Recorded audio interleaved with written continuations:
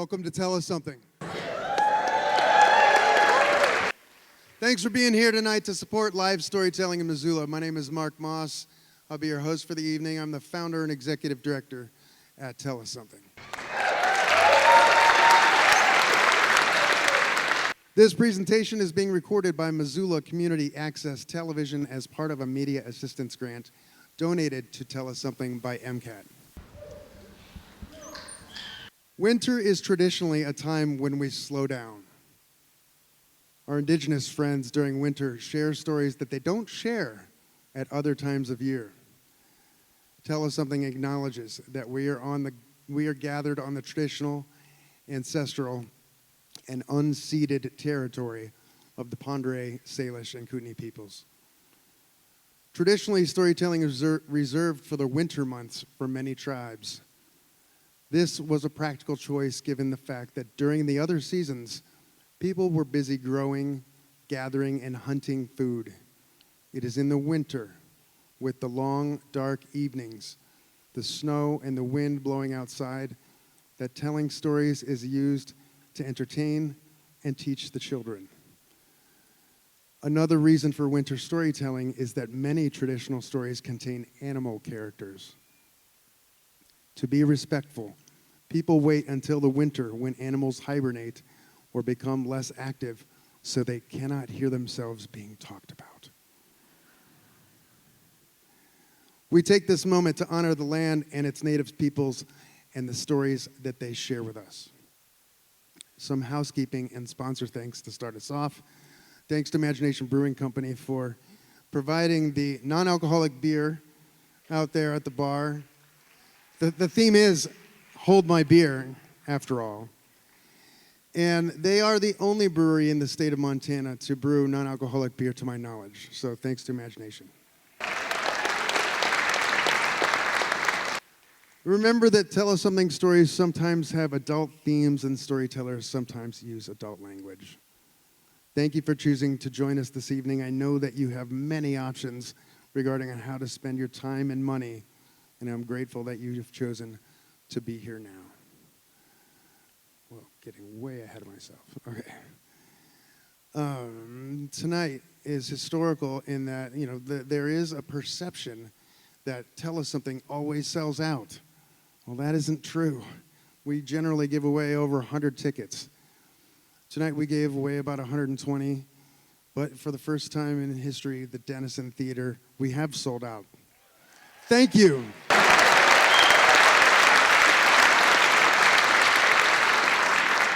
So I'm guessing there are a bunch of new folks here. Is that right? Yeah, okay. So here's what's going to happen. We have 8 storytellers. They each have 10 minutes to share their true personal story on the theme, Hold My Beer. At 9 minutes, we're going to hear a little gong. We've got board member Taylor Burby running the gong tonight. Can you give us a little sense of what that sounds like? That doesn't mean get off the stage.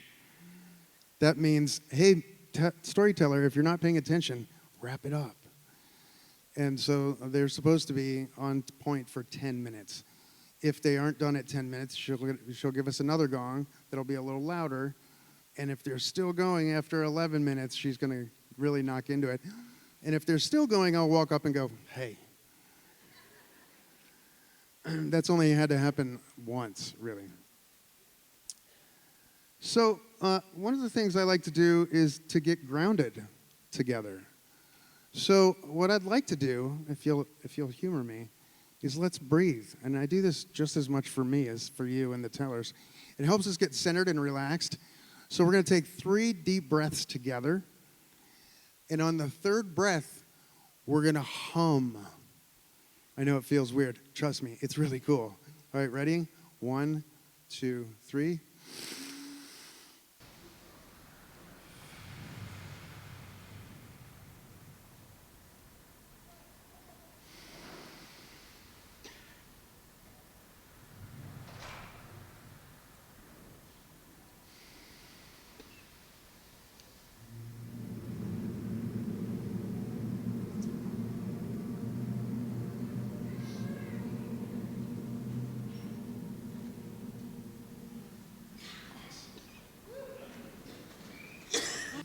It is important to actively listen to one another, join together, and support one another by sharing stories. When we do this, we can better connect with our own individual stories, with each other, and with our community. This is your community. These are your stories. The stories you hear at each Tell Us Something are by and for members of our community. Our storytellers tonight have worked very hard to bring you their stories. Can we all agree to give them the respect that they deserve by actively listening to them? Yeah. Please, I have to do this too. Please silence your cell phones and other mobile devices. You came to listen, let the listening begin. Thank you for your support of each other and of each other's stories. Tell Us Something believes that everyone has a story and everyone's story matters. Our first storyteller this evening is Jeremy Keene. Jeremy graduated from the University of Colorado in 1994, landed a 3-month temp job in Missoula, and never left. He met his wife, Heather, and they raised 2 talented daughters who are now flung far and wide in the world. After a long career engineering streets and highways, Jeremy became the City Public Works Director in 2019. When he's not sailing on Flathead Lake, you might find him riding mountain bikes in the hills around Missoula or playing beer league hockey at the Glacier Ice Rink. Please welcome Jeremy Keene.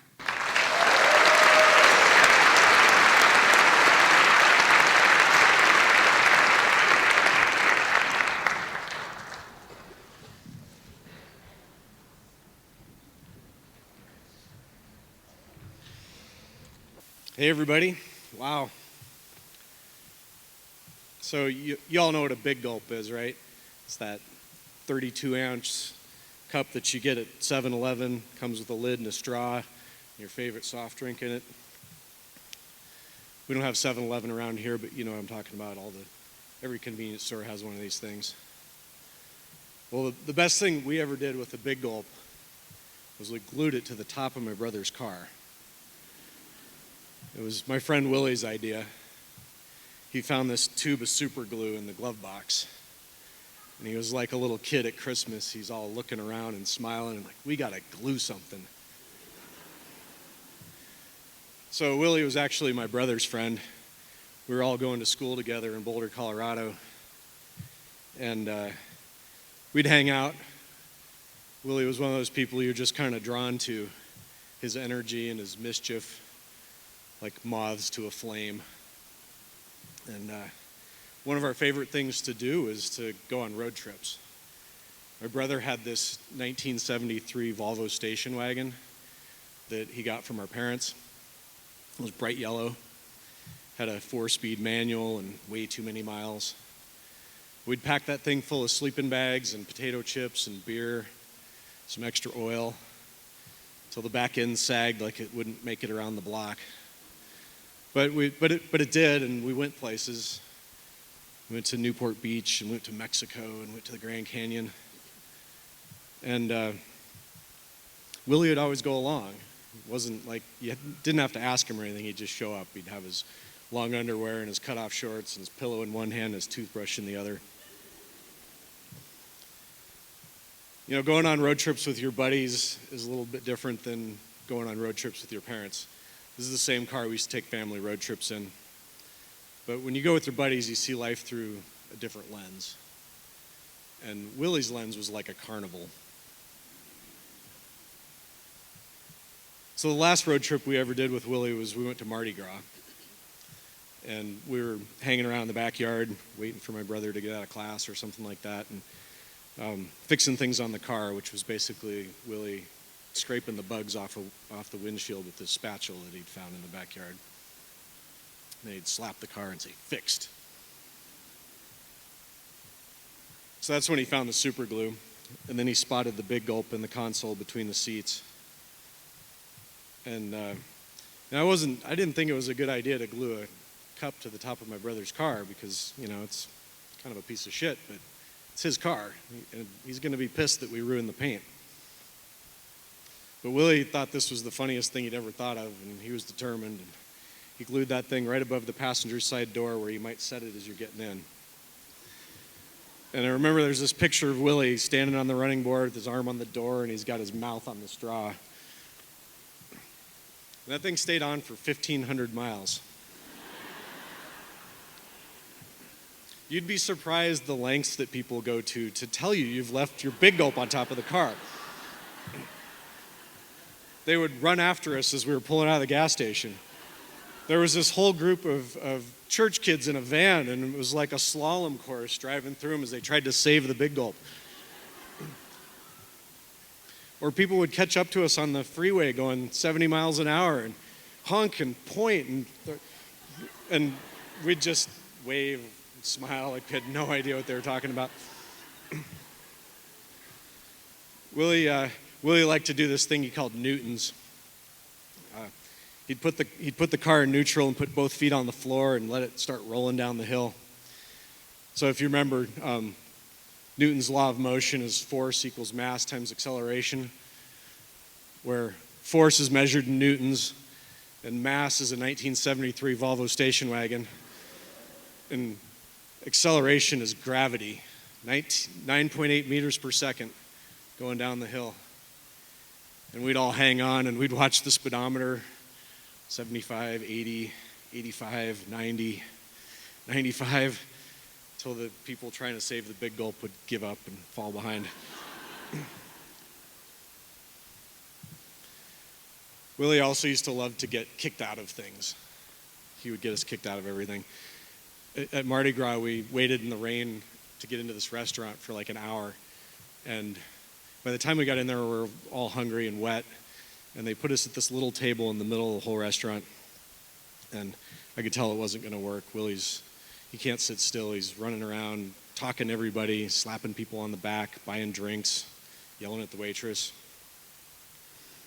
And the manager finally comes over, this guy named Michael. He's got Michael on his name tag, and he's real polite. He says, hey, we just need your friend to come sit down and, stop cussing so much. And so we call Willie over and say, hey, Willie, come on, man, sit down. And he just says, I got to get more money. And he disappears out the door into the rain to find an ATM machine. Well, we don't see him again for like 30 minutes, and when we do, Michael's got him by the arm. And he says, look, your friend just has to sit down and stop swearing. And Willie immediately says, shit, Michael, your pants are too fucking tight. You should relax more often. Now, I haven't eaten anything all day. And I ordered one of these Cajun burgers with all the fixins and hush puppies on the side. And I can see back in the open kitchen, they're just about to bring our food out. And I looked at Willie, and I looked at my brother, I looked at my friend Jet. And then my brother stands up and says, well, if he goes, we all go. So I took one last look at my burger. I knew that was going to be a good burger. And then I got up and I followed my friends out the door. And outside, Willie's standing there on the sidewalk looking sorry. He's got bare feet, he's cut off shorts. He's wearing a Hawaiian shirt that's only got 2 buttons left. He's got Mardi Gras beads down to his waist, and his curly hair is all wet, hanging in his face. And I just looked at him, I said, Willie, man, where the fuck are your shoes? And right then, Michael comes back and tosses Willie's shoes out onto the sidewalk. And he sits down on the curb and kind of dejectedly puts them back on and looks at us and says, they were wet. Like that explained everything. And then he got up and looked at the people still waiting in line to get in and said, y'all don't eat there. The food sucks. We're going down to the corner where there's a hot dog stand. They've got hurricanes. Now, hurricanes are these rum and fruit drinks that they serve at Mardi Gras, and they come in a big plastic cup with a lid and a straw. We probably should have glued one of those to the car. I don't know when we lost the Big Gulp. When Mardi Gras was over, we drove to Pensacola so we could say we went to Florida.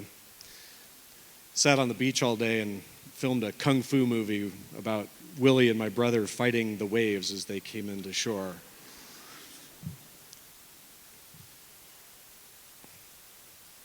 And then, when the sun went down, we got in the car and started driving home. And it was probably somewhere in the middle of the night, 3 in the morning, I stopped, take a piss, and standing there in the headlights, I saw the big gulp was gone. All that was left was this ring of super glue on the roof. A couple years after that, Willie was gone. My brother called me and said he'd crashed his hang glider into the side of a mountain.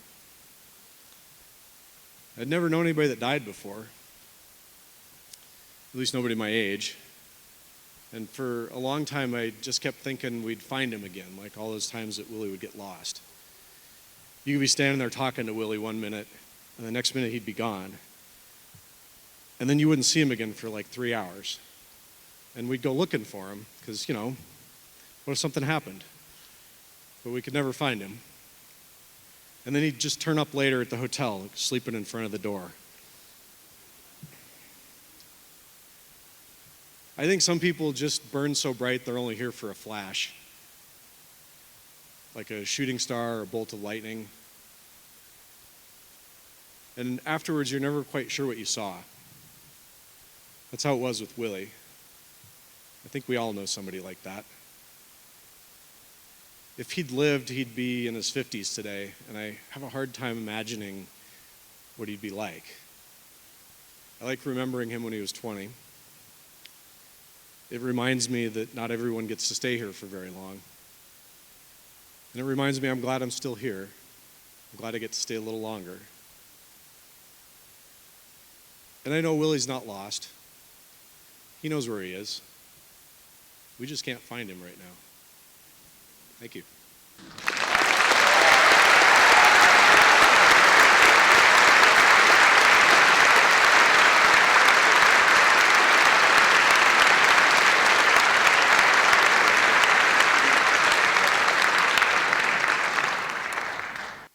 Thank you, Jeremy.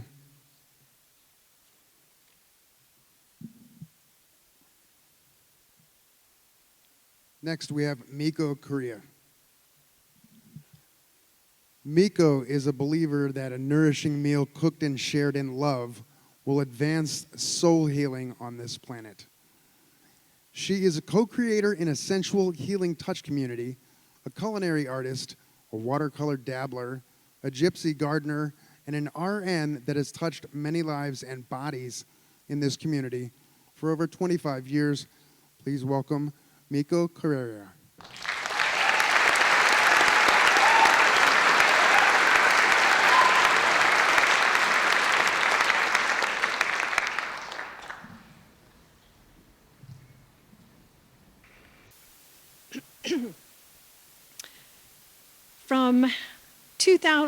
From 1998 to 2000, I worked in a local hospital in the PACU, the Post Anesthesia Care Unit, also known as the recovery room.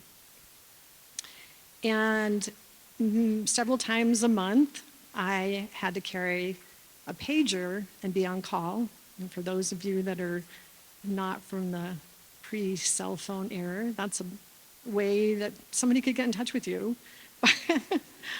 And believe it or not, I was told I needed to explain that.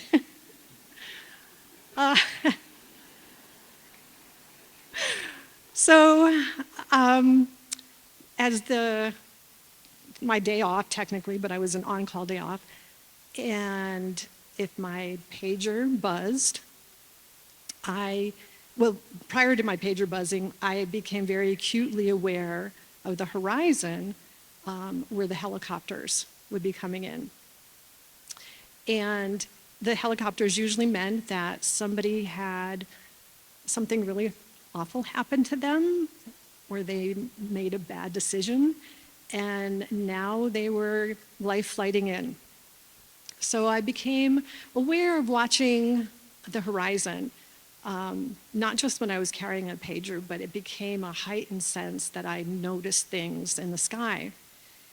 And what I would feel is my heart would start racing, my stomach would clench, my hands would get sweaty.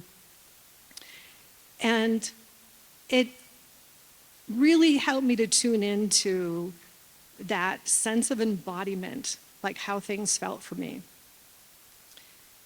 And this segues into I am from those experiences of recognizing that people carry a lot of wounds, a lot of traumas. In both my career, I use the opportunity to connect and touch people to help ground them. So that kind of segued into I am a co-creator in a community here in Missoula, built on helping people to ground in a sensual way to heal their collective traumas. And so it's a very supportive, very loving environment, and it's pretty powerful. So part of that is also finding different ways that help me to feel grounded. And one of those ways was on the afternoon of October 13th. It was a Sunday in 2024, so 3 months ago. And I was spending an afternoon doing a shibari session. Shibari is the Japanese art of rope tying or rope bondage. And in a session, if I have ropes, when they're tied on me, they're not tight, but it allows a compression that releases an incredible amount of endorphins, so your natural opiates. And that helps relieve my autoimmune issues, where I carry a lot of inflammatory side effect.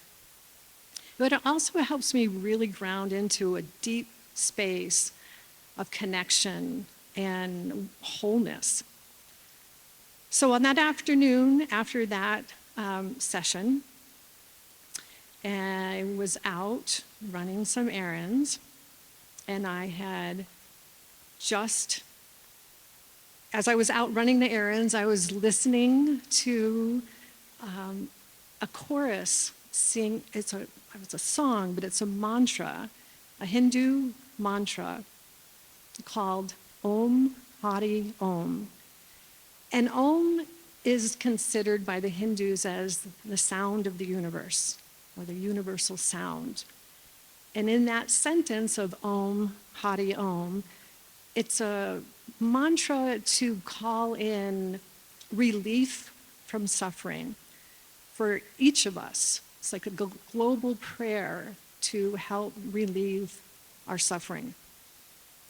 And it's a beautiful choir that's singing this. So my car is just reverberating with this gentle praise music. And I turn off of 6th Street onto a side street. And so I'm in the heart of Missoula.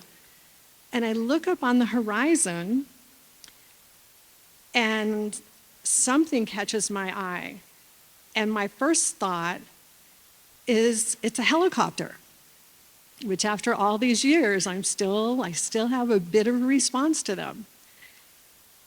And as I look at it, I say, that's going too fast.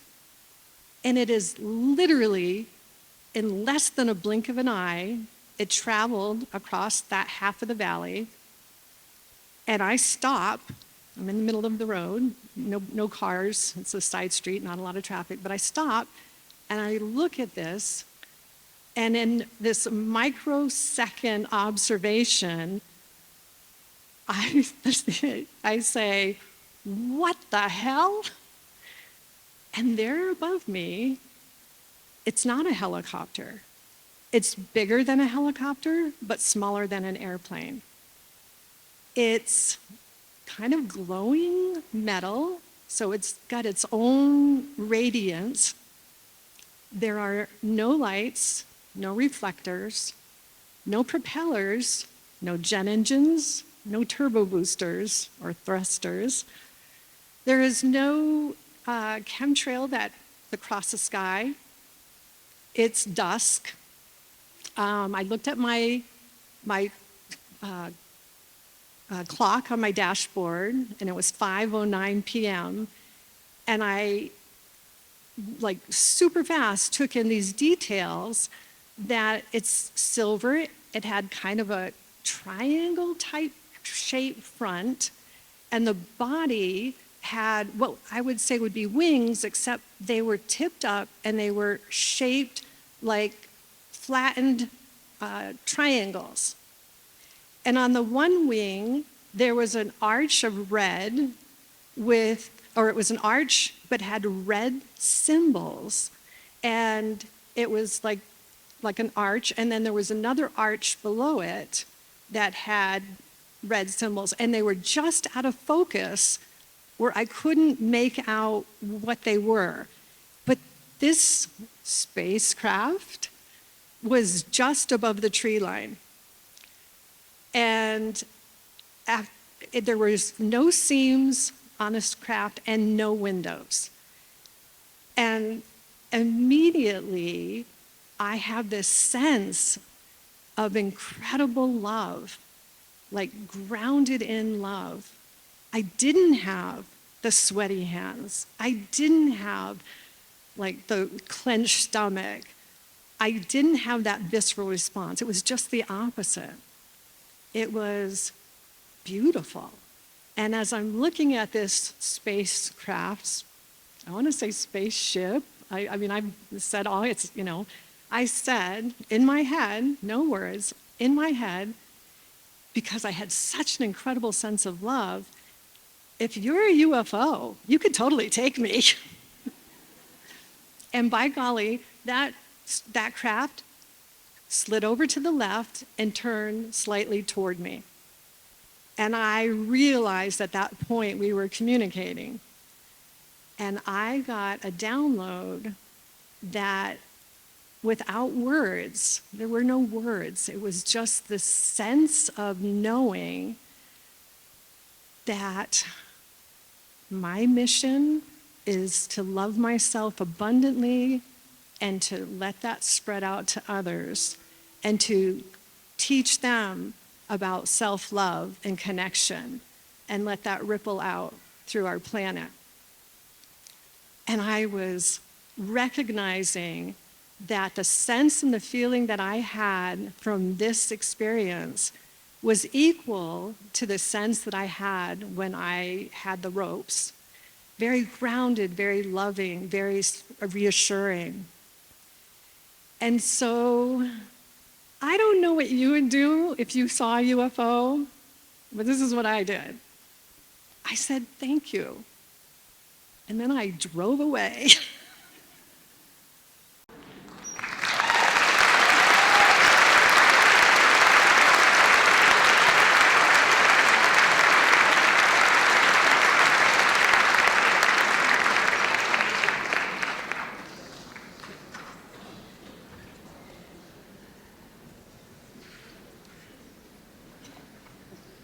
Thanks, Miko.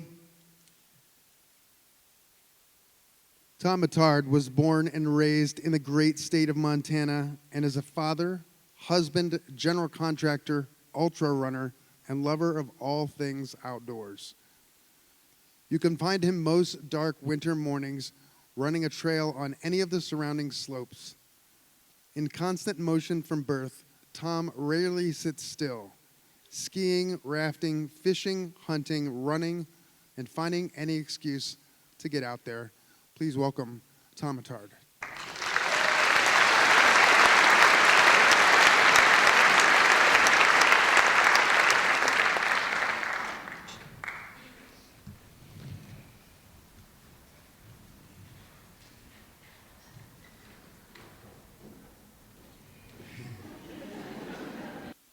Where do you go when you get dumped on Christmas Eve? You go to the purveyors of peace, the home of the magical elixir of emotional amnesia. You go to the bar. But who are you going to find at the bar on Christmas Eve? Well, I'll tell you. You're going to find somebody who's burnt every bridge. Someone who's taxed every relationship in their life to the point of breaking. Who has no one left, no relationships to speak of. So to the bar I went. So I'm walking up to Stockman's Pool Hall in Kalispell, Montana. And I look across the parking lot, and I see this big, burly guy. He's got a bushy beard, smoking a cigarette. He's got a Santa hat on. I start getting closer. And look, that guy looks familiar. Lo and behold, it's my little brother, Tim. Oh, and what does Tim do when he sees me? I'll tell you. He grabs me, he picks me up, he puts me on his shoulder, parades me around the entire bar, introducing me to everyone who he knows by their first name, every bartender, everyone, because my little brother lives at the bar. He is the most functional alcoholic I've ever met. He can drink all night long and get up at 5:30 in the morning to deliver drywall. He'll drive that boom truck. And Tim is the strongest person I've ever met. He can beat me arm wrestling on both sides while I'm using two hands. His hands are so big around that I can't even close mine around his when I go to shake his hand. And he's delivered drywall so much, one of his arms is longer than the other. This might not mean anything to you, but he can carry 2 sheets of 5/8 thick, 12-foot long sheetrock at once. He didn't pull the tape. If you've picked up one sheet, you know that that's impossible.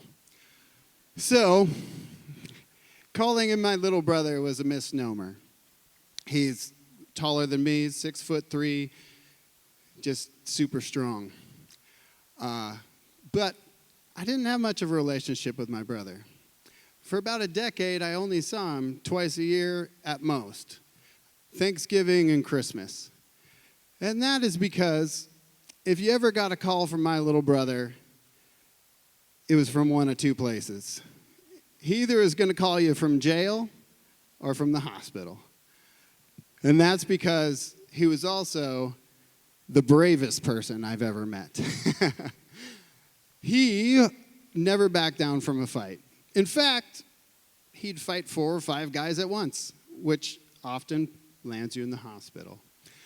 So, at this moment in time, me and my little brother, our lives merged. We became 2 peas in a pod. We were on the same life path. And I had a lot of my first experiences with my little brother. I didn't even know what last call was for until I met him. The first time he came down to Missoula to go out with me, we'd been out drinking and bar hopping, and it's 2 in the morning at Charlie B's. They call last call, he walks up to the bar, he orders 3 beers and 3 shots, and he drank them in 5 minutes. And he just was unstoppable, and he was so fun. We would just stay up all night playing guitar and hand drums until they called the cops on us. And then we would laugh at the cops because we were like, it's Friday night in Missoula. What did you expect? So I just couldn't keep up with the guy. I gave it my best shot. And for 2 years, I tried to keep up. But after a couple of years, I realized, man, I can't keep doing this. And I tried to get my life together, I tried to stop drinking, tried to stop doing all the other stuff. But I was still chasing this girl in Whitefish. And she invited me to her housewarming party on Valentine's Day. And I said, well, if I'm going to come to your housewarming party on Valentine's Day, I'm going to break you up with your boyfriend. I'm just going to kiss you in front of him. We'll get in a fight. And then, ta-da, I'll be your boyfriend. So, I went up to Whitefish with evil intentions. And I get up there, and I get to the party, and everything's going great, right according to plan. And I get a call about 10 or so that evening. I pick up the phone, and who is it? It's my little brother. And he's like, "Hey, I called to tell you I love you." And I'm like, "Tim, where are you, man?" He's like, "I'm at the Rainbow Bar." And I was, he's obviously drunk out of his mind. So I was like, "Don't go anywhere. I'm going to come and get you." And he started laughing. He says, "You're going to drive all the way from Missoula, Montana to pick me up from the Rainbow Bar and get me a ride home." And I said, "Nope. I actually happen to be in Whitefish, so I'm going to come get you." So I left the party, and I got in my car, and I was pretty angry. I was frustrated with this guy. And so as I'm driving,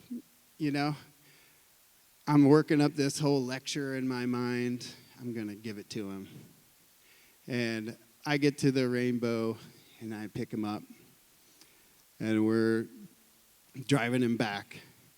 Driving him to his trailer, to his fiance's house. Now, Tim, he was actually a recovering meth addict.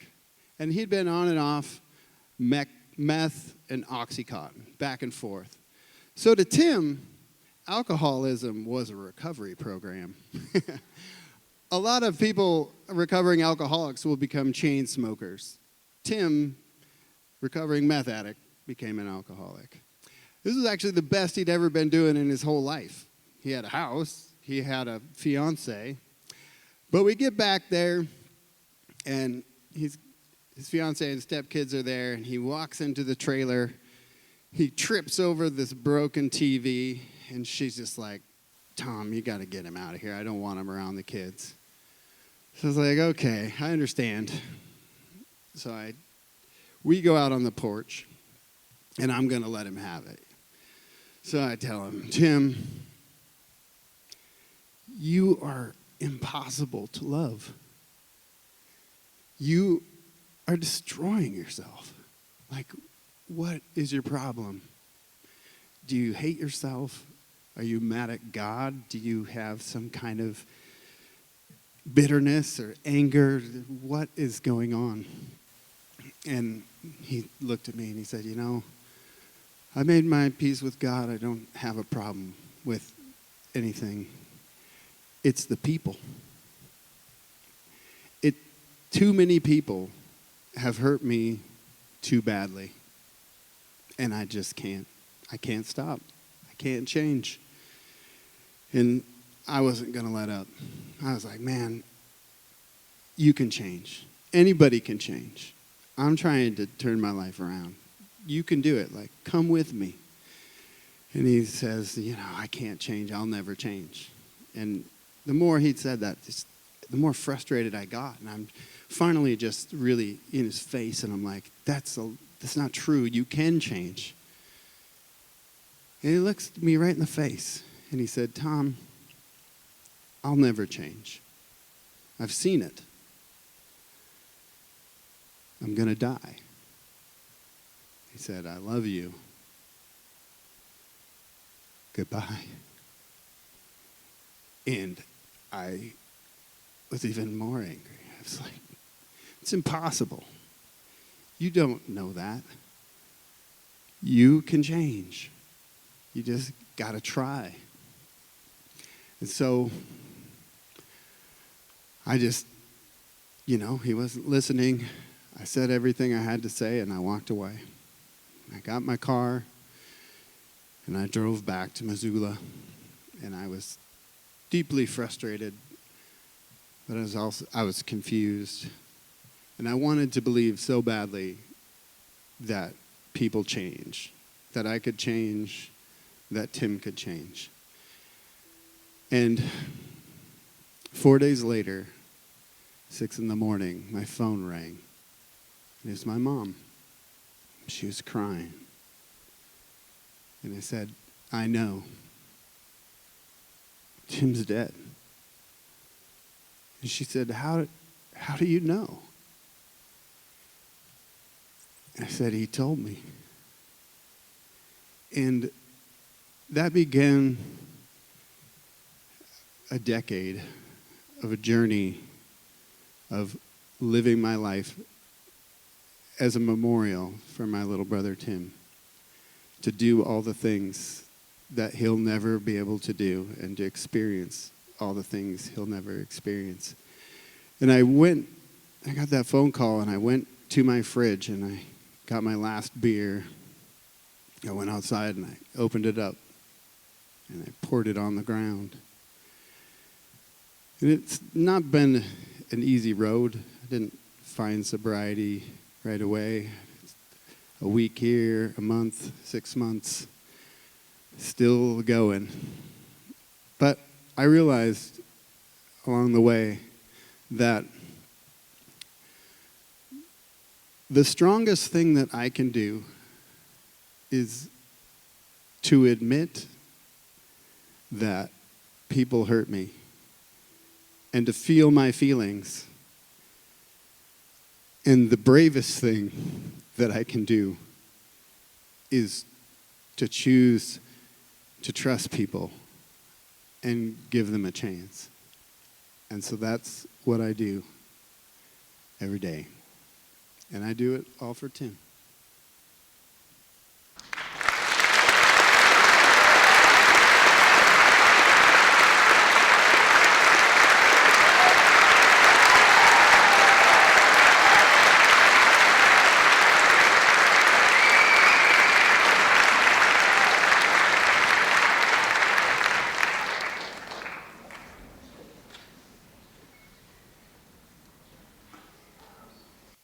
Here's to Tim. Thanks, Tom.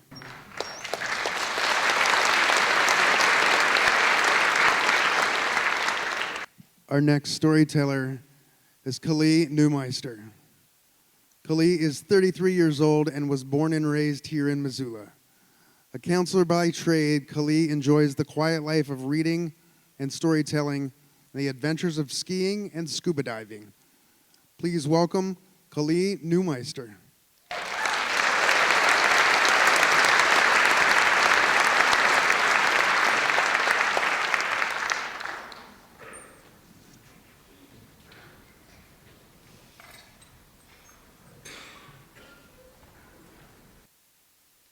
Pregnancy is not what you see in the movies. Oftentimes in the movies, they portray pregnancy as a woman who runs out of some important meeting because she feels nauseous. She barely makes it to the bathroom to throw up. Then she looks at her calendar and calculates and says, maybe I should take a pregnancy test. Then you flash forward and you see her for her first ultrasound appointment. She gets excited and you see the bump, gradually develop through the film. And at the end, it's this really dramatic, moment. Either there's a big contraction and they say, oh my goodness, the baby's coming, we gotta go.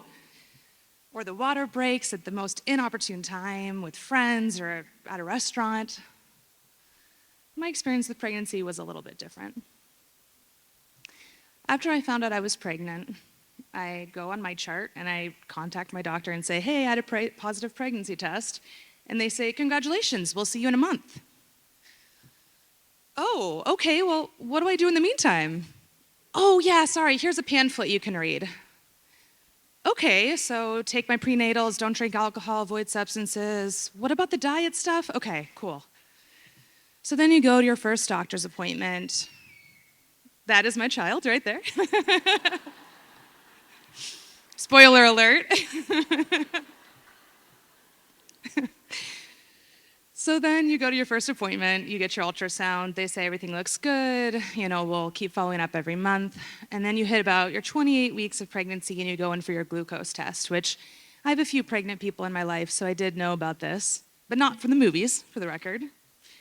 So you go in for your glucose test and you know you're pretty healthy going into your pregnancy, so it's a surprise when you fail the first test, right? Then you go through your second test, and you're not quite sure what the results will be. You have to fast and drink this awful sugary liquid, and then, they tell you, all right, well, you have gestational diabetes, which is something that was surprising to me. I had to be on a pretty rigid diet, and you test your blood sugar 4 times a day, make sure the baby's not getting too big. You have to go in for a lot of appointments. And that was challenging. I've never had a lot of exposure to the medical world besides just my regular exams, so that was hard. I had to worry a lot about her getting too big, her having complications, but things were okay. They stabilized. So we're going through this process of being on this new diet, and things are going okay. Well, then July 24th, 2024 hits, and I'm about a week and a half out from my due date. And I'm starting to get contractions through the week, and once again, it's not something where you just rush off to the hospital at this point. You have to wait. How long are the contractions lasting, and how long is it between each contraction? So my husband and I are at home. We're just relaxing, watching Netflix after a day of work, and we get an alert on our phones that says, severe storm warning. And then the power goes out. I don't know if you know where you were at on July 24th, 2024, but I was 38 weeks pregnant, having contractions, not knowing what to do with my evening because I'm not quite ready to go to the hospital.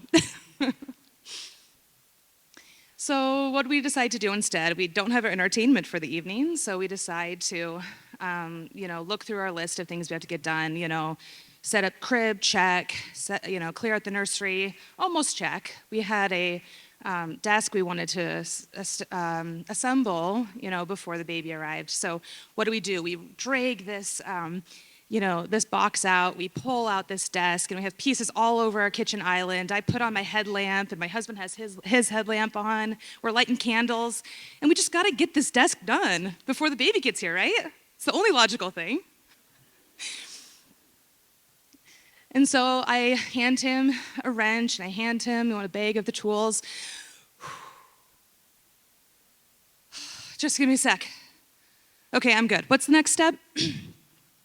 Because there's no owner's manual for what do you do when there's a major storm event. But we have a manual to assemble the desk. So let's do that. The contractions slow down, and my husband says, the storm is over now. I kind of want to go check things out, see how things fared, see how our town is doing. We had some branches fly across our yard. I later heard that my sister and brother-in-law, they had their cottonwood ancestral tree pull up and drop right in front of their house. We heard about, trees coming down on top of roofs and cars and totaling them. 100-mile-per-hour winds on Mount Jumbo. But we got through that, right? I didn't have the baby. So then the next morning, we both go on to our separate work days, and about midday, I noticed that I had some symptoms that I wasn't really sure about. So I go to the bathroom, and I pull down my underwear, and I look down, and there's a little bit of fluid. So I take a picture, shoot it off to my sister. She has 3 kids, she has her MD, so I thought she'd be the best person to talk to about this. There's no water gushing, so I'm probably okay, right? So at the end of the day, she says, you know what, you probably should just call labor and delivery just to be sure. So I go ahead and do that, and I say, here are my symptoms. I start having contractions, but they weren't that intense yet. This is what occurred today. And they said, okay, well, we can kind of see how things go. I said, oh, I forgot to mention, at her last appointment on Tuesday, just a few days ago, she was breech. And for those of you who don't know about what that means, her head was straight up and her butt was straight down. And we knew this. We knew that we should go to the hospital if things progressed. And they said, you don't have to rush, but we would recommend getting a bag together as quickly as possible and heading in. So I called my mom on the phone. I said, I don't think we're having the baby today, but we're heading to the hospital. I just wanted to let you know. So we do that. We get our bags packed, and we say, we'll probably just check in with them, go get takeout, head home, relax. I didn't have any too intense contractions that day. So then we get to the hospital, and they do their little swab. And at that point, we're just relaxing and hanging out. And I get a test alert that says, positive for amniotic fluid. And my doctor walks in, and she says, we're having a baby today. She explained to us that during major bariatric pressure changes, something can happen called the preterm rupture of the membranes, which means your labor doesn't progress very far, but your water can break. And when we had driven up, the parking lot was full of labor and delivery cars. I wasn't the only one. So we go back, and they begin the process of going through the C-section. And they numb me from the chest down, and my husband and I are behind this tarp. And for those of you who have been pregnant or have had a C-section, know what that feels like. And they start to pull and tug, and I feel this very bizarre pulling and tugging sensation. And I feel kind of dumb in this moment, but I'm like, have you started yet? And she says, oh, we are well on our way. And she pulls our daughter out, and she roars like a lion. And our doctor says that's a really good sign. She's born the sign of the Leo. She was born the year of the dragon. And she was born amidst the greatest storm that I have ever been witness to. And I think back to Marion Zimmer Bradley's sci-fi novel, Storm Queen. There's this character who, when she would feel great emotions, the storm would rage around her, lightning bolts and wind. And I'm saying, I think you're our storm queen. You brought this storm, and you brought as you went into this world. And I looked down at her with her bright blue eyes, her stormy blue eyes, and her dark hair at that time. And to this day, as you heard earlier, she still hollers. She still roars like that lion. And dragons are a big part of it, too. The Chinese sign of dragons is also very special to us.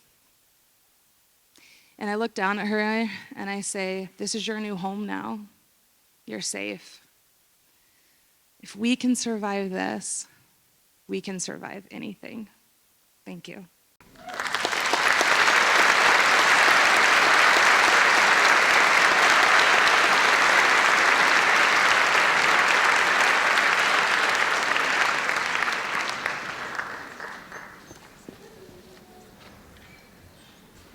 Thank you, Kali. And thank you to all of our storytellers so far this evening. Thank you to our American Sign Language interpreters and to our sponsors.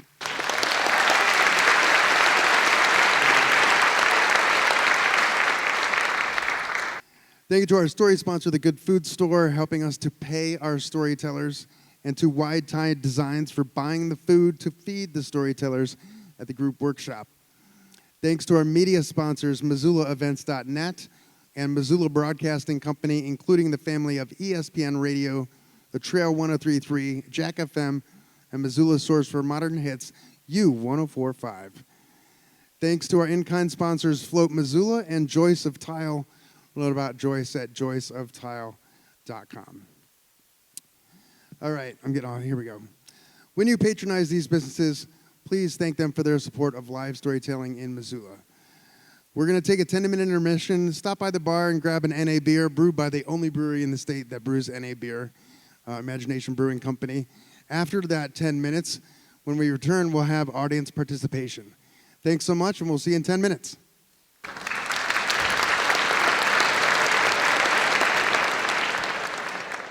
You were offered the opportunity to submit your own Hold My Beer story anonymously. And our volunteers, Ren and Lauren, have sorted through some of those and found the ones that resonated the most for them. Doesn't mean they're the best ones. And they're going to read a handful of those for you right now. Wanted to say thanks to everybody who purchased the non-alcoholic beer. Imagination Brewing Company generously provided those for us, and all of the proceeds go straight to Tell Us Something, so thank you for that. We sold out of all that beer. That was the first time that Pilsner has ever been made available to the public, so I hope you enjoyed it. You can get more of it at Imagination Brewing Company over there on West Broadway. For now, I will turn it over to Lauren and Ren. Thank you so much for being here.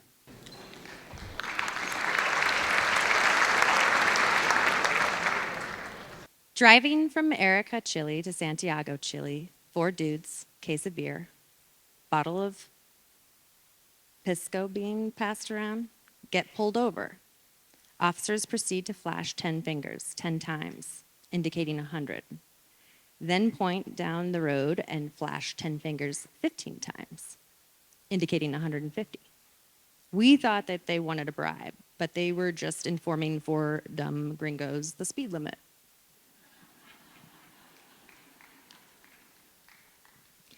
A friend and I climbed on top a 3-story building using a single old parachute cord, one of us opposite sides of the building, using each other as counterweights. I still have the cord. I use it for hanging plants. I'm from Florida, learned to water ski in Biscayne Bay, lots of water. Was in the military in Great Falls at 20 years old. I went water skiing on the Missouri River. Hold my beer, I'm a badass skier. No one told me sandbars.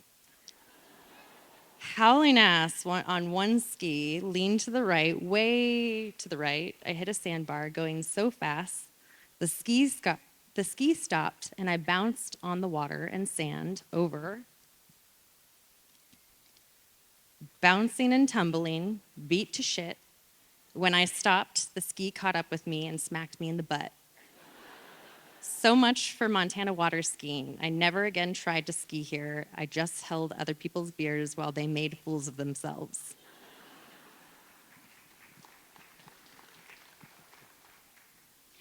I found out my birth mom, who died in a crash when I was 2, had been adopted. Due to the unsolved mystery TV shows, I found birth mother's family. When we met, I found my mom's sister had a daughter too. She named her Phyllis, born on August 3rd, 1960, and by considered, my name is Phyllis, born August 30, 1960. 2 sisters who didn't even know each other existed, named their daughters the same name, born on the same day, days apart. Hold my beer.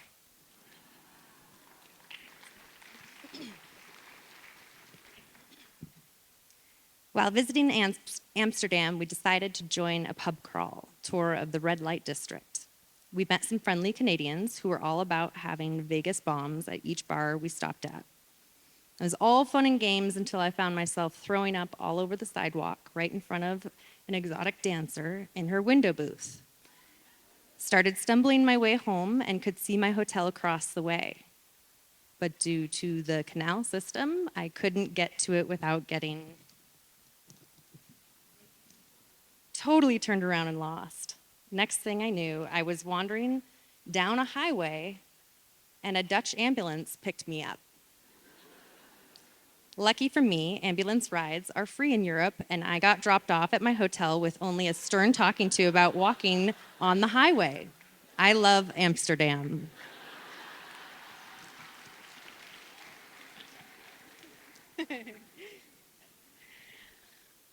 I got my nerve to ask this older woman out on a date.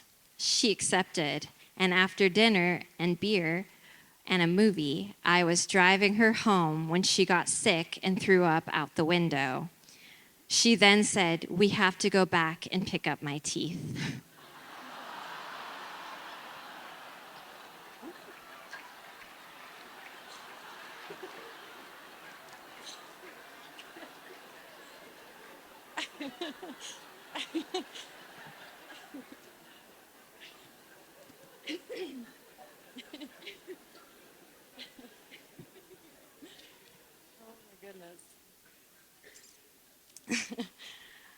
I once was at a comedy show in which they requested the audience members write in if they were related to anyone famous.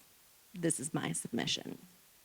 My ex-husband's 4th cousin was the first bad guy killed in Die Harder. He was the bad guy that killed the front desk clerk and took his place. Then Bruce Willis came in and killed him. I won.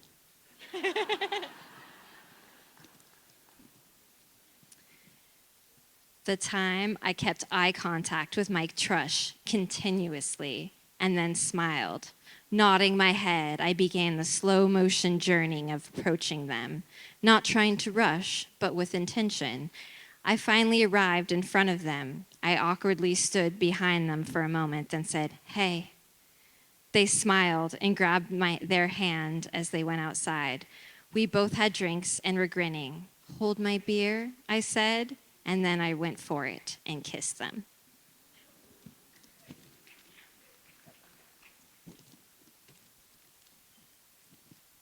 All right, last one. When I was in high school, I was riding horses with two friends. Two of us were old hats at swimming in the river with our horses. One was not. The swimming hole was a channel that rounded a bend with high cliffs. The trick was to ride your horse to the cliffs, slip off, and hold your horse's tail as they swam back to the shore. The newbie went in with her horse, but the horse panicked and tried to climb the cliff wall. The girl slid off the horse and came back to us. We watched the horse thrash until it rolled over and went under. I had no choice because we would be in deep shit if that horse drowned. I jumped in and swam to where the horse went under, about 30 yards out. I dove down and luckily found the horse's head and pulled up on the bridle.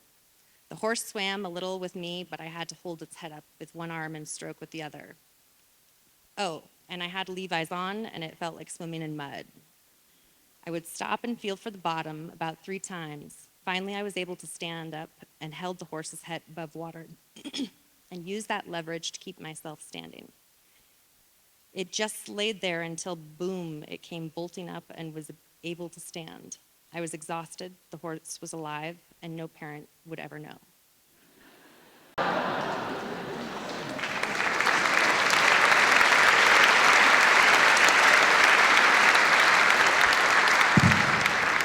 Thank you, Lauren. Thank you, Ren. How's everybody doing tonight? Good. Opening the second half of our evening is Mark Schoenfeld.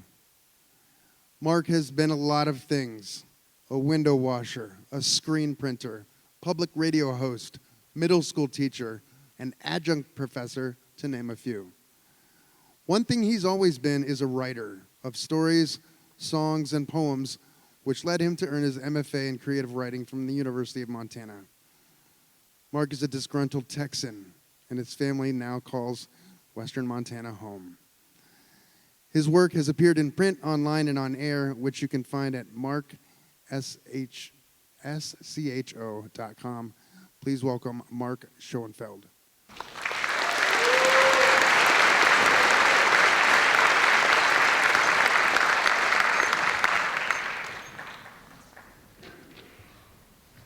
I need to update my website, so don't go for like 3 months.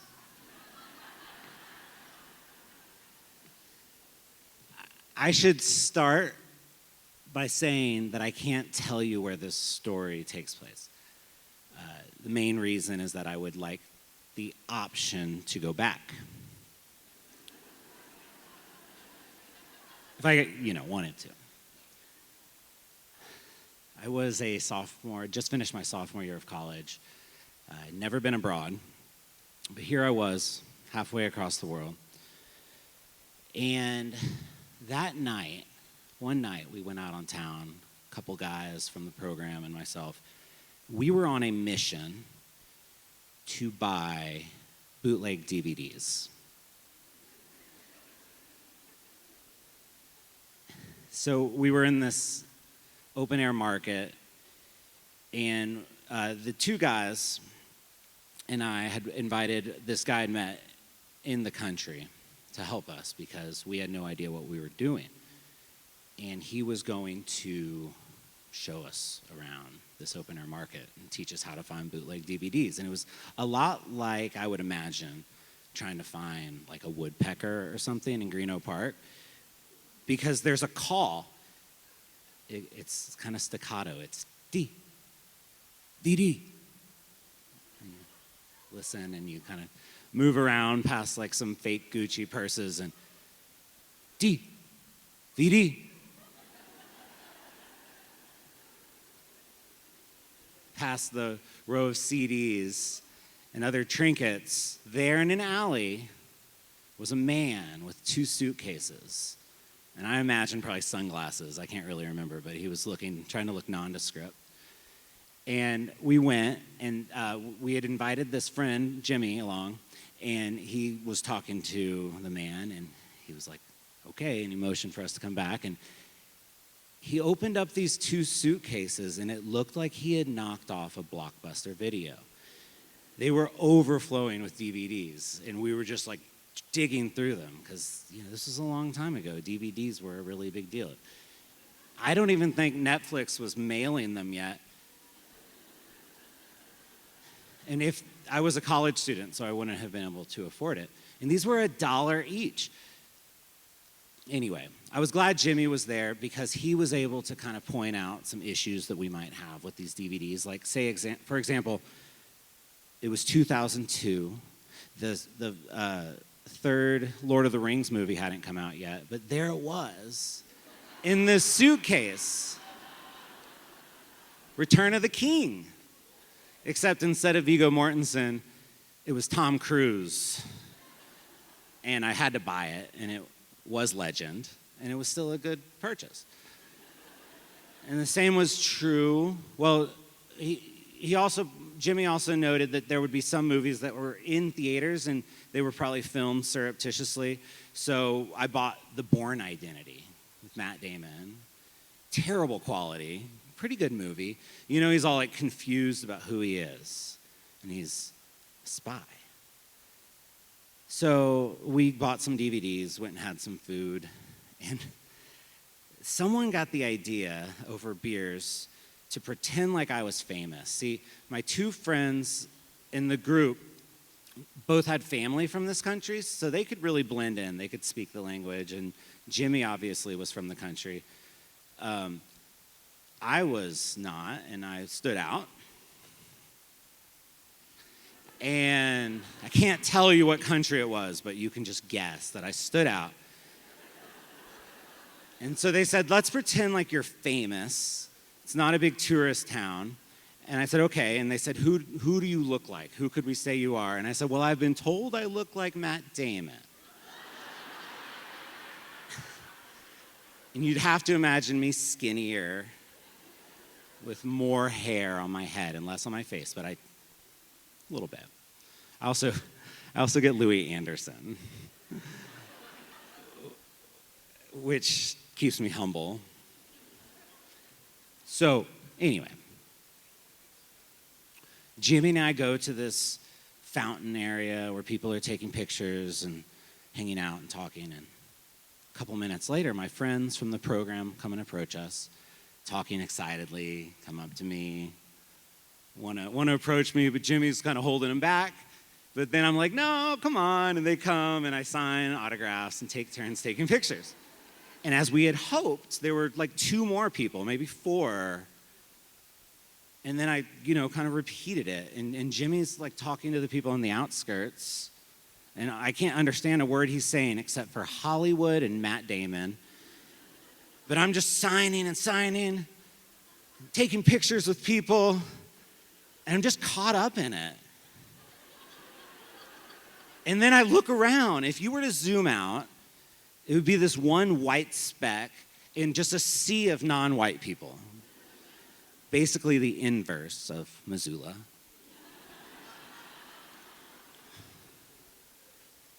Not that I can relate, but I start to get nervous, and I look at my friends on the outside of the circle now, the ones from the program, and they're whiter than I am.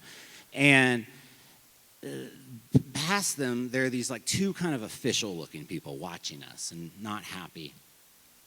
And I turn to Jimmy, and I say, Jimmy, we got to go right now. And he's got this like shit-eating grin. And I'm so glad he didn't ask me why, because I would have had to lie to him again. I had told him that I was a foreign exchange student, which is what my visa said. But the truth is, I was an undercover evangelical Christian missionary.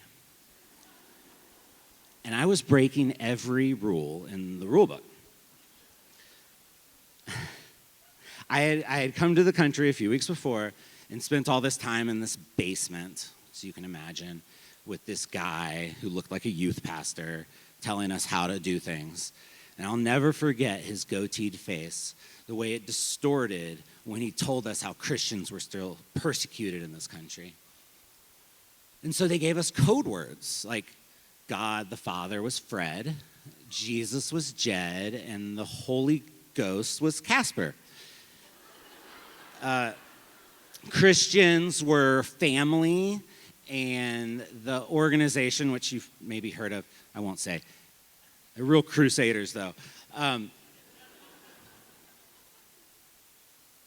They were called the Company, which is what they call the CIA in spy movies. Let's see. There was competition for adding people to our family, you know. So we called the Mormon and Jehovah's Witness missionaries Momos and Jojos. And this was fed to us. And then there would be competition for our time. So say someone wanted to come and like practice their English on us and not want to receive the gift of eternal salvation. They called them leeches, which I found only slightly less offensive than their term for the whole mission, which was the Orient Express. I think they've changed it. At this point, I was pretty disgusted with this organization. I decided to, still do it, but I was gonna do it how I thought Jed would do it. It was like, WWJD, what would Jed do? I'd read the Bible, which the textbook, and I wanted that kind of authentic faith. So I called up, after that night, kind of racked with guilt and just really wanting to be there for my friend that I'd made, Jimmy. I called him up, and we went to the tea shop where we had first met. And like that night, we started with tea and switched to beers, and as things got looser, I told him the truth, that I was a family member and that I wanted to tell him about this guy named Jed. And he told me that he did feel like something was wrong in his life and that he did need something. He said he often felt like he was a ship lost at sea. And I was like, I've got a textbook story for that one. And I was really surprised. He was so open, and we met again and again every day after that until it was time to leave. And I was so disappointed. I wanted to go home. I wanted to sit on a toilet. But I didn't want to leave Jimmy.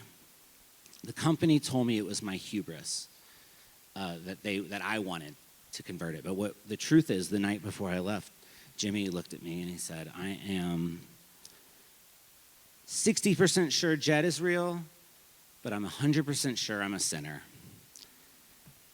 And the company told me that I had done the hardest part. I wanted to go back, but it turns out they don't let you go be a missionary if you're not a Christian anymore. So I'll probably never get to see Jimmy again. I'm almost willing to believe in the afterlife, though, just to have that chance. Thank you.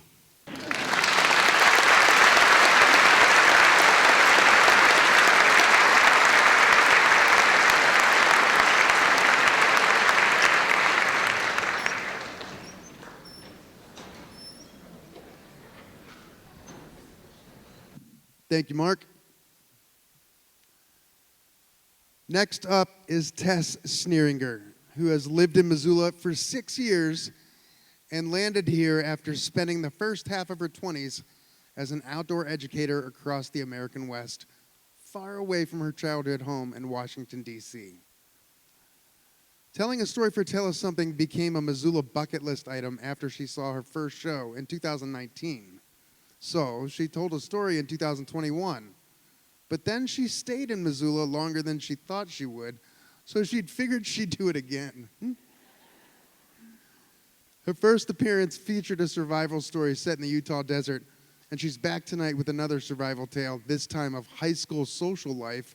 Please welcome Tess Sneeringer.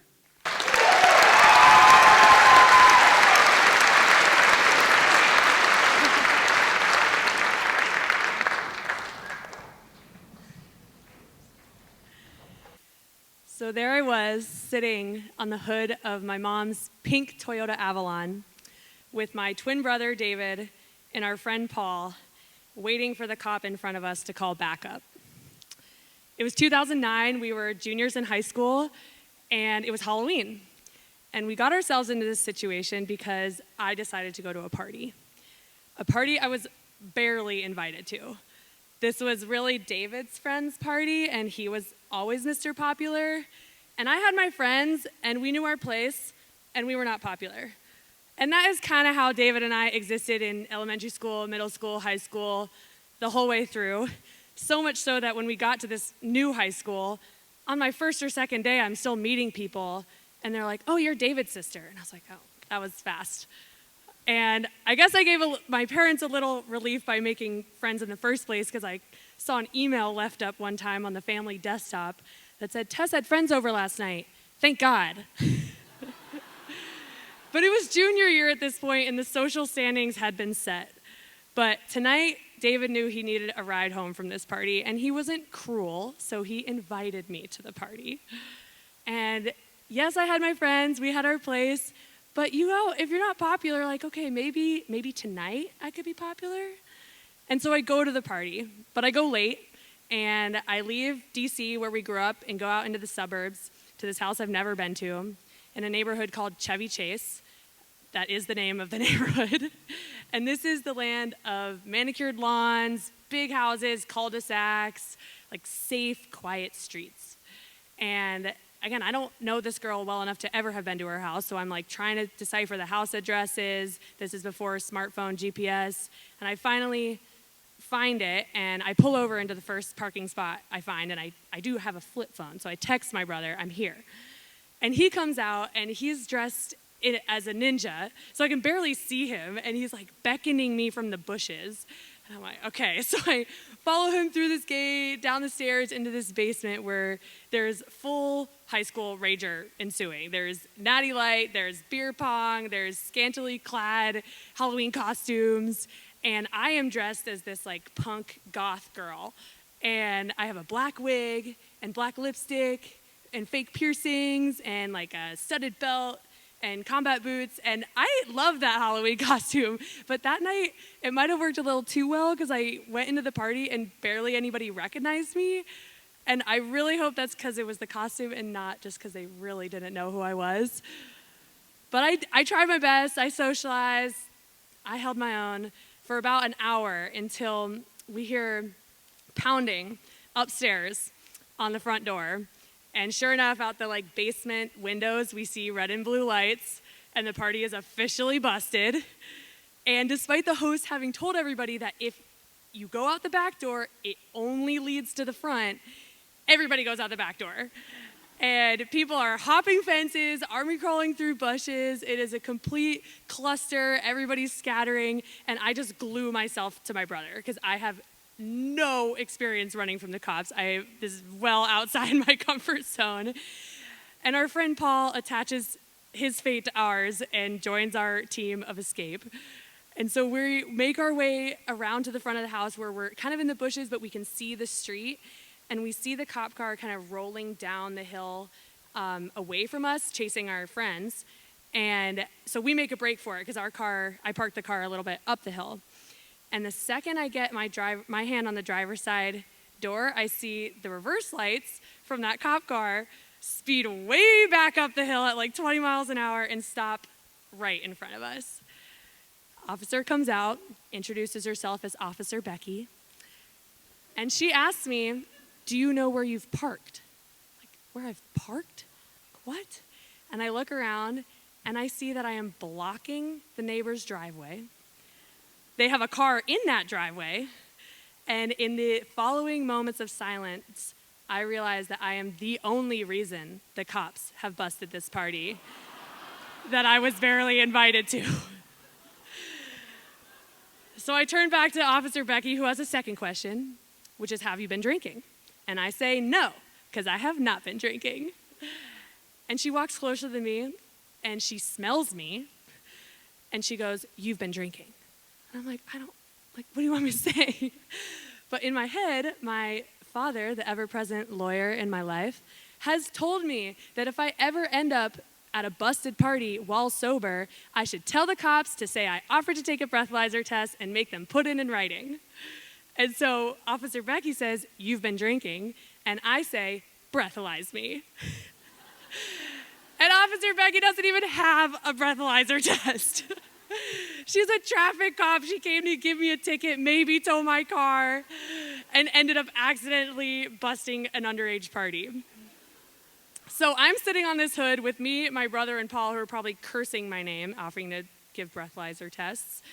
And we're just waiting there because she has to call backup.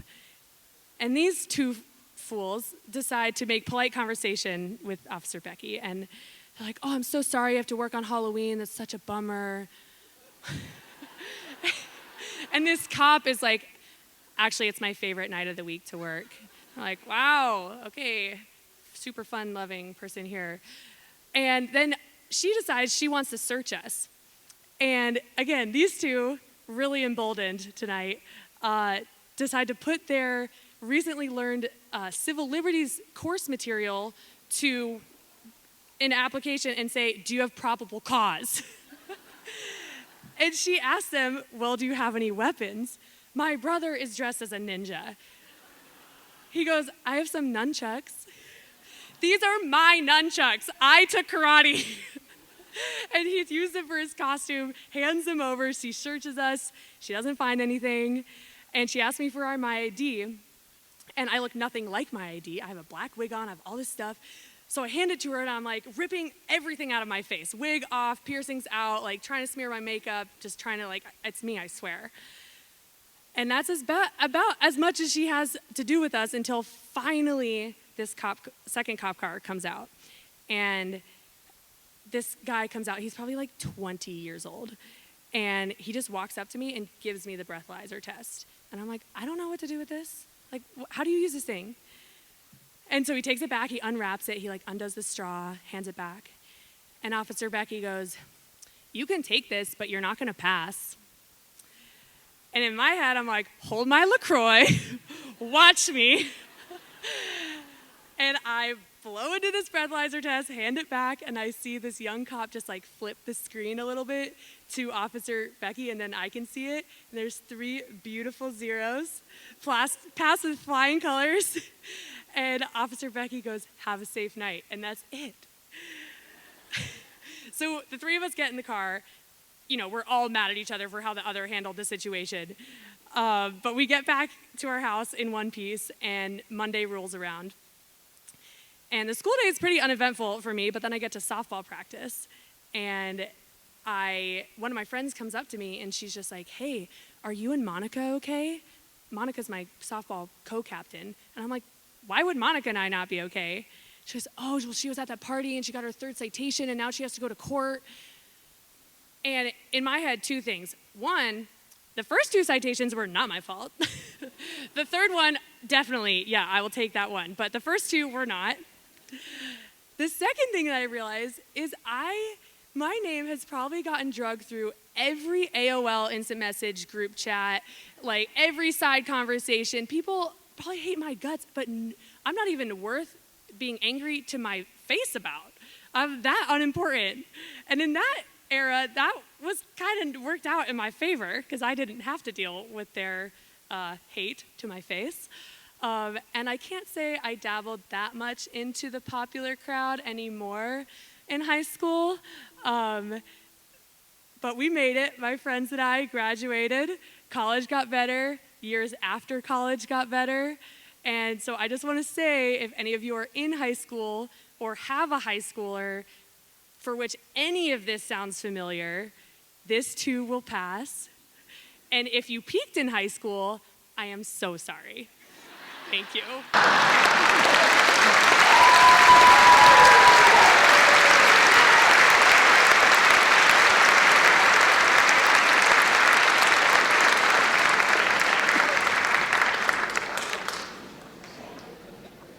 Thanks, Tess.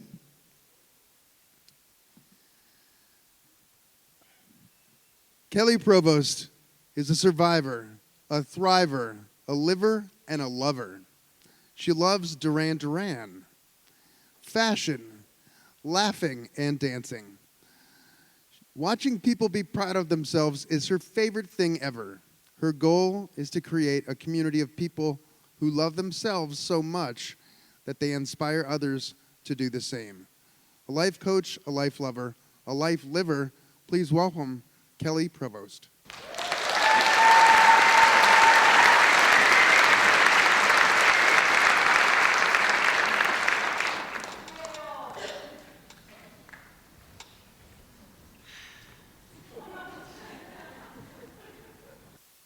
We were about ready to walk in to a production of The Lion King in London's West End when I was diagnosed with breast cancer.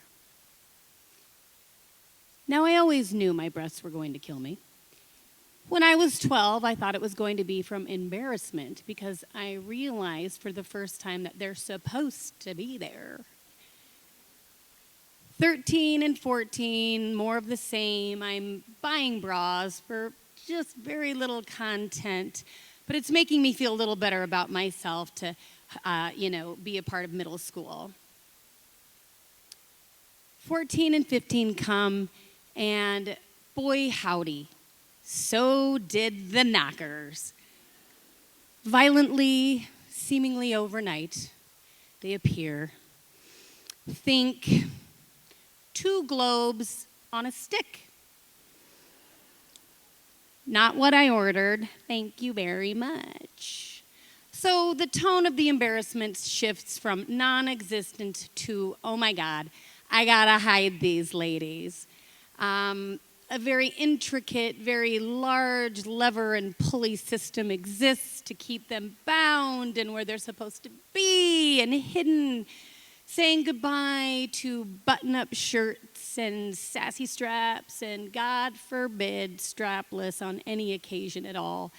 And it just becomes this whole thing. So from about 16, I would say, till 38, it was hide and seek. It was, under pillows, hiding my bra, hooking up, and just lamenting and loathing the breasts that I had so desperately in 7th grade. I must increase my bust.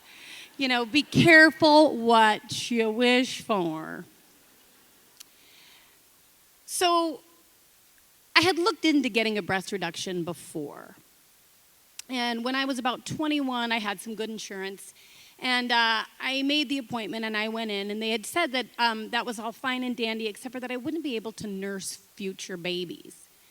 I have no idea why at 22 that mattered. I mean, the way I was living my life was not conducive to a child in any form, but I thought, oh no, I better not do that. And so I didn't. So life goes on. I'm having the boobs. It's all a big mess. And I meet the love of my life, and we start having beautiful babies. And finally, these large, ridiculous mammies do their job, and they nourish 2 beautiful, healthy babies. So by the time I'm 38, I'm back on the breast reduction train, thinking I might do that. It took a while to convince the insurance company that running, as I am a runner, with size, we're talking like double K, shit you've never heard of. They don't sell them in Dillard's, y'all.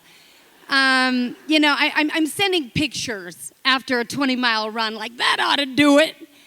Blood, ugh. They finally agreed to this breast reduction. So at 43 years of age in 2015, I got it.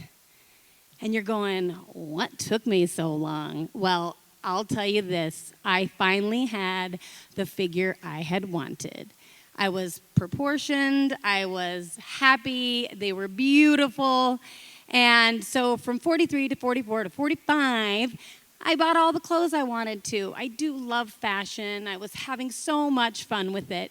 And I decided I was having so much fun that I was going to take these beautiful ladies, my husband, our 2 young sons, and my sister to Europe. So we all went, my family and my chest and myself, and my cute suitcase filled with a lot of clothes that I was excited to wear on many different occasions. We were starting off in London, and we're going to do a week in Paris and then 2 weeks in Spain. So I cultivated my outfits carefully. So here we are in London. It is July 5th of 2017. We had landed in Europe on July 2nd, so we're just day 3 in.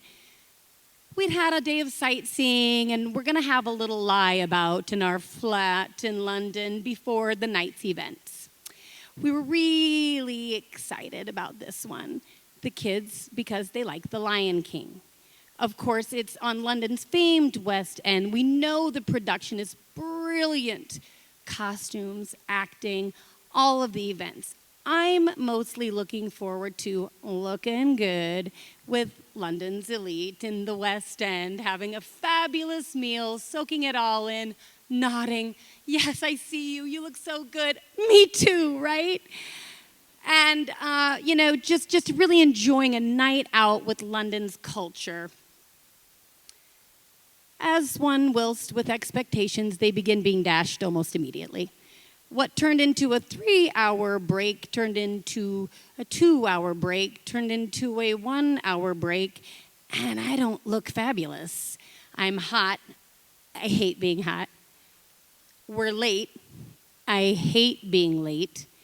And instead of my fabulous sit-down dinner with really unsensible shoes that we took an Uber to, it's looking like we might not eat at all, and we might not make it to the theater on time. Damn it, damn it, damn it, damn it, damn it. So we hop on the London metro system, and we pop off at Piccadilly Circus. Think Times Square. Think super crowded. Think any other time in my life I'd be soaking it all in, loving every minute of it. But instead, I'm feeling real gross because we'd eaten McDonald's. We were very overdressed. I'm hot. I'm sweaty, but we land in Piccadilly Circus, very crowded, very busy, lots of bodies that I didn't create or am not married to or related to touching me, and we're late, and it's starting to be a real problem for me, and I'm losing the battle to not ruin the evening for everybody, and I death grip my 6-year-old son's hand, and it's hot and it's sweaty, but I ain't losing this boy. And I'm kind of watching my husband's black head bob as he navigates us to what we know is the West End and the theater. And we're looking for that marquee that says The Lion King. And my phone rings. Now, you might think that from what I just described, that I would fumble for my phone and it falls off and breaks, and that's the story. But it's not, because I'm waiting for this call. Tom Petty had it right. The waiting is the hardest part. So my hand finds its way to my purse. I do not let go of these hot 5 fingers that are my child's hand, and I grab my phone, and it does not ring a second time. My sister and my husband lock eyes with me. We know that this is the news that we've been waiting to hear since we left Missoula on July 2nd. Is this Kelly Provost? It is. This is Dr. Ty. It is breast cancer. Hey, thanks, Dr. Ty. That's what I thought. Okay, gotta run. Bing. Now, when there is a crack in the universe such as that, you sort of remember everything that happened before then and very little of what happened immediately after. But I can tell you it was something like Doctor Strange or The Matrix, but without the capes or the portal or the drugs. And I took a second. My sister, my husband, I don't know if I uttered it, but we all simultaneously knew that I had just been diagnosed with cancer, breast cancer. I didn't know what kind. I didn't know how fast moving. I wasn't sure if I could continue on for the rest of my vacation. And time didn't stand still, as it turns out. So we're still rushing, we're still going, and we make our way into that dang theater. Stunned, not completely surprised, but oof, what a feeling. Never have I been so grateful for the lights to dim so that I could come into my body. My death flashed before me.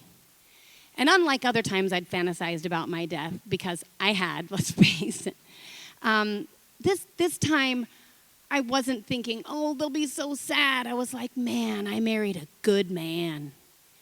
He'll remarry and she will love those kids. My sister has the best relationship with them that she possibly could. They will miss me, but they could read my diary because I have conducted myself in such a way that I leave behind a legacy of love and beauty. So intermission hits, lights come up. I tell my husband to go get the kids some souvenirs, and I get the information that I was really looking for, which was, can I stay on vacation, or is this shit super serious that I need to fly out early? We'd already discussed such a proposition. I make my way outdoors, and I get on the horn, and I reach St. Ronnie at Community Medical Center. She is a nurse navigator, and she starts telling me information that I'm digging. She starts saying things like, it's stage 1. It's slow moving. It's the good kind of cancer. There's no such thing, FYI. I love you, Ronnie, but no. And I'm relieved. I'm relieved that I can stay on my vacation. I decide I'm going to be done trying to watch my figure so that by the time I get to Spain, I look great in my bathing suit. Because here's the thing. Please don't wait for a cancer diagnosis to eat all the tiramisu, extra butter on your bread, to live your life out loud, to rip your top off in every beach in Spain, which I did. I encourage you to start living now, and you can keep your top on if you want.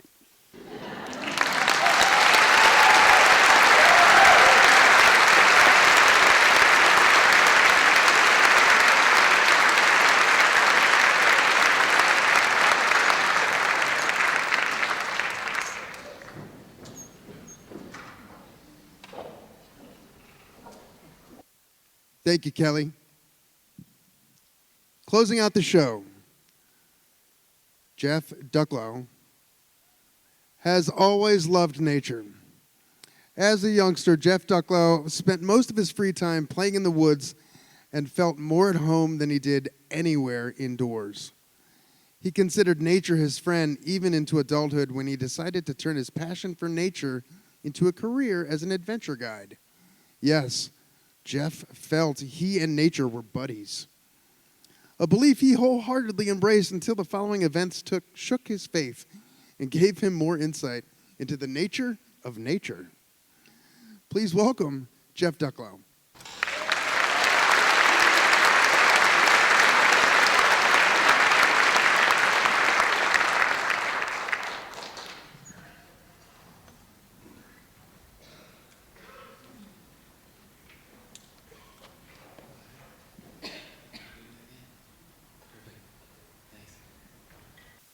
Good evening. I can tell you right now, deodorant is useless in these moments.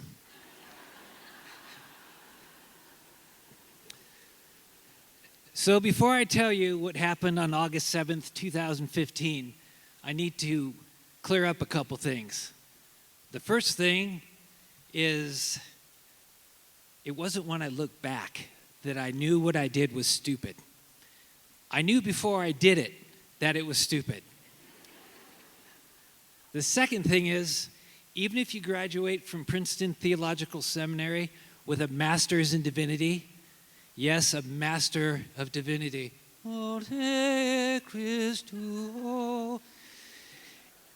it doesn't necessarily make you any wiser. And for those of you who might judge me as a man with a death wish, I say no. It was not a death wish. It was an adventure wish.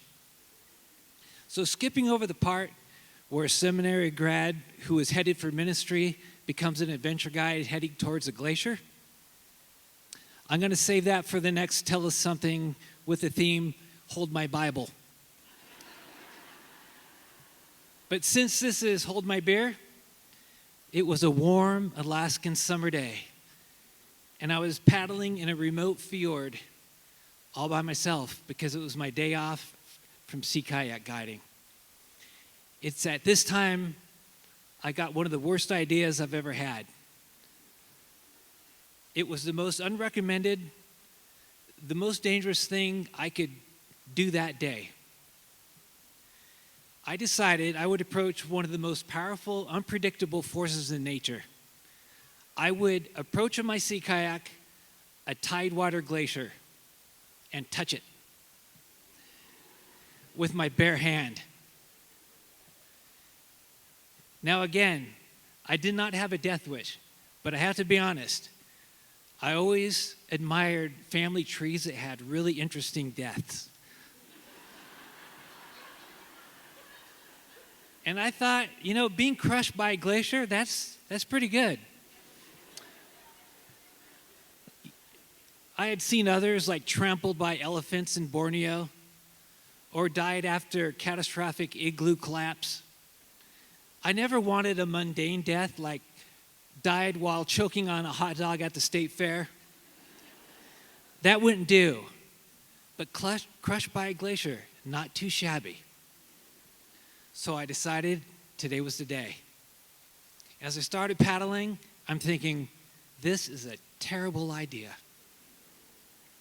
Now, the glacier I'm talking about is huge.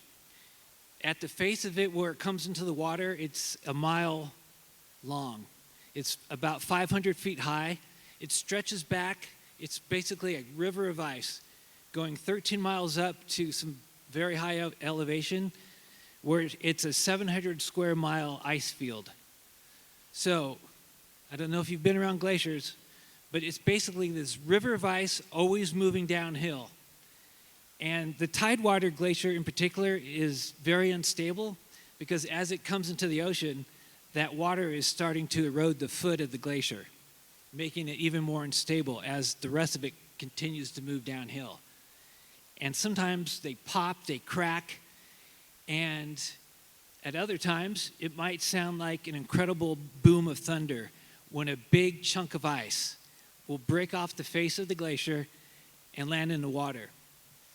In fact, it's so compelling, cruise ships would come and they would watch the glacier calve. Now, as a guide, I knew this, and yet I continued forward.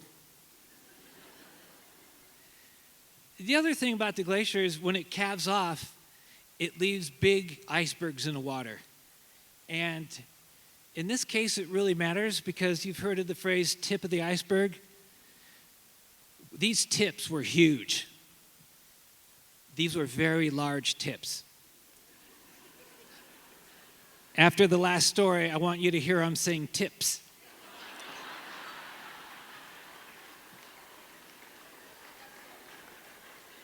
Some of these tips were the size of submarines or a house. And what that meant as a sea kayaker, if you're cruising by one and it decides to roll like they do, it will scoop you up to an early grave. So you try to stay away from the berg. Remember the Titanic.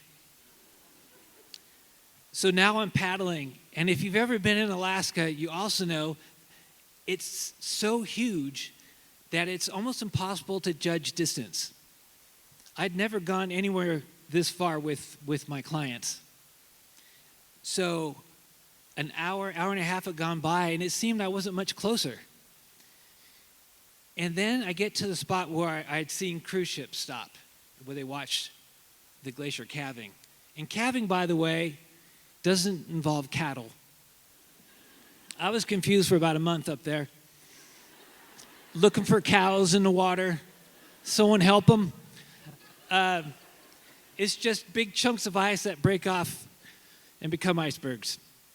So I get to this place, and it's a half mile back, because that's the law, that a cruise ship needs to stay a half mile back from the glacier, because when a big chunk of ice breaks off, it can create a wave as high as 30 feet. It can also create an underwater tsunami, just as large, which could capsize a large boat. And just for reference, I'm in a sea kayak, which is basically a 14-foot tube of plastic. And I'm going past that mark, and I'm thinking, this is a terrible idea.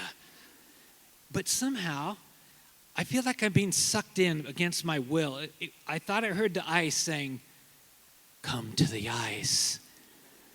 And I'm like, "Yes, my frozen lord." And now I'm getting pretty close, and I see where there's a group of harbor seals. They're hauled up on the ice like they do. And normally they're super cute. They have these big eyes, and they'll pop up next to your kayak and look at you. But this time they look more concerned. I thought I saw one say, "What in the name of humanity?" And I don't know if seals are religious, but I'm pretty sure I saw one of them with his flipper make the sign of the cross. And being seals, they followed me for a while. That's what they do. But then they suddenly disappeared, as if to say, we have pups to feed, we have fishing to do, and even though we're waterproof, this is as far as we go. And now I get to really close to the glacier. I can't see the top of it, just the wall now. And suddenly the temperature plummets. And the katabatic winds, as they call them, are blowing off the glacier. And I'm freezing. There's gear for these kinds of expeditions, but I wasn't wearing it.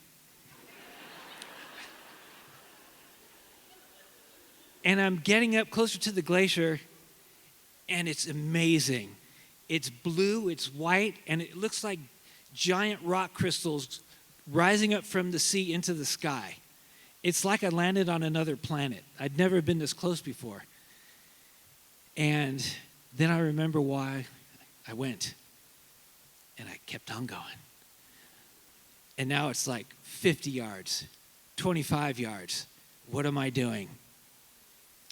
But I'm in too deep, my friends. And now it's 10 yards, 10 feet, and I stop paddling. I drift in. Doink. I'm looking straight up, 500 feet of ice over my head.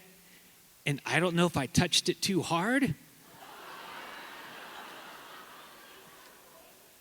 I looked to my left, and a tower of ice, probably the size of 2 Wilma buildings stacked on top of each other, was slowly starting to lean away. And I just went, oh my God. My heart was beating so fast, I couldn't feel it. I was just frozen in disbelief. And then I thought, here comes the Darwin Award. And I had certainly earned it. It was nature's way of saying, excuse me, we don't think you should reproduce. And it was a cold hand on the shoulder saying, we're going to have to take you out of the gene pool. And then I thought I heard the ice again saying, come towards the light, Jeff. Come towards the light. And for a moment, I thought, okay. I thought I didn't really have a choice anyway. Then I thought I heard the voices of loved ones saying, don't go towards the light. And then I thought I heard the voice of my very practical mother saying, oh, great. Now who's going to mow my lawn? And just then, the will to live was ignited. And with an incredible no. That's what it felt like. I paddled as hard as I could. And I was just waiting for this multi-story wave to crash down on me with huge icebergs. And I saw a huge iceberg in front of me, so I started going towards it. And I was able to get to the far side of it. And as I did, I heard an amazing sucking sound. And I thought, this is it. And I looked over to my shoulder, and this iceberg is about the size of a small house, went straight up out of the water like an atomic cloud. And I go, this is it. But I also remember thinking, so that's what the bottom of a glacier looks like. And so I was still paddling for my life when suddenly I realized I was spared. All the energy from that falling tower of ice was absorbed by this iceberg. And then suddenly I looked around, it was sunny, it was warm, and I was alive. And I started paddling in reverence. No more whistling, no more singing. I passed by the seals again, One of them was shaking his head saying, "You lucky son of a bitch." I got back to the lodge. I didn't tell anybody what I'd done. I went into my cabin and I pondered, and I came up with this. I paddled away agnostic on whether or not nature was my friend or my buddy. But I also came out a believer that nature wasn't against me. This experience didn't get me back on the religious road. But I do believe that day I made my peace with God. Thank you.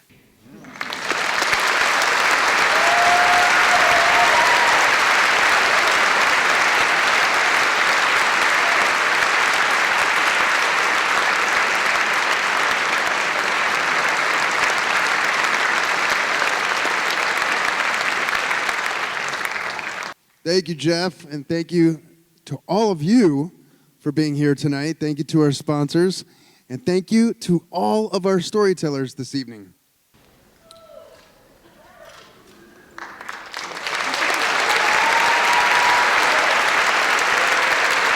Jeremy Keene, Miko Korea, Tom Attard, Colleen Neumeister, Mark Schoenfeld, Tess Sneeringer, Kelly Provost, and Jeff Ducklow.